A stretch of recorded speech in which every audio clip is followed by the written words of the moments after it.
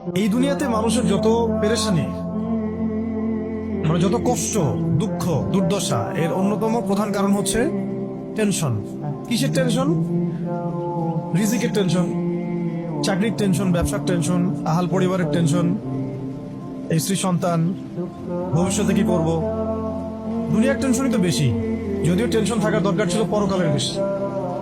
দুনিয়ার টেনশন এবং পরকালের টেনশন সব দূর হয়ে যাবে যদি কেউ বেশি বেশি দরুদ পাঠ করে। এটা হাদিস থেকে বললাম। আর গোনা, আমল নামায় যে গোনাগুলো আছে এগুলো মিটে যাবে যদি কেউ বেশি বেশি দরুদ পাঠ করে। একজন সাহাবী রাসূল সাল্লাল্লাহু আলাইহি ওয়াসাল্লামকে বলেছিলেন, ইয়া রাসূলুল্লাহ, আমি আমার দোয়ার মধ্যে কতটুকু দরুদ পড়ব? আমি কি 1/4 দরুদ পড়ব? নবীজি বলেছেন সাল্লাল্লাহু আলাইহি ওয়াসাল্লাম, তুমি পড়তে পারো, চাইলে আরো বাড়াতে পারো, বাড়ালে তোমার জন্য উত্তম। ইয়া রাসূলুল্লাহ, আমি কি তাহলে 3/1 দরুদ পড়ব আর 2 ভাগ দোয়া করব? নবীজি বললেন, করতে পারো, বাড়ালে তোমার জন্য উত্তম। ইয়া রাসূলুল্লাহ, আমি কি তাহলে অর্ধেক দরুদ পড়বো আর অর্ধেক দোয়া করব? নবীজি বলছেন, বাড়ালে উত্তম, চাইলে করতে পারো।